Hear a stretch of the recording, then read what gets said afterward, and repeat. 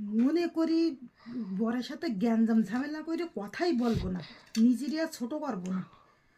তো যখনই গ্যাঞ্জাম করি তখনই আমার সব কিছু ফুরিয়ে থাকে। মোবাইলটা দেখতেলাম, মোবাইলে এসে এমবি ফুরিয়ে গেল, মিনিটও ফুরিয়ে গেল।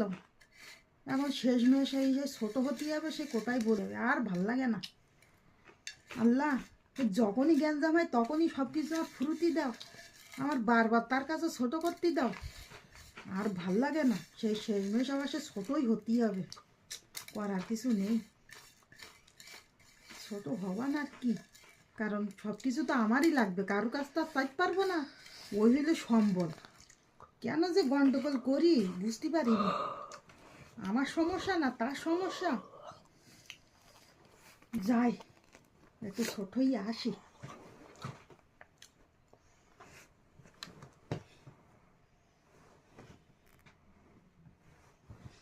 কাটিস নিয়ে কেন?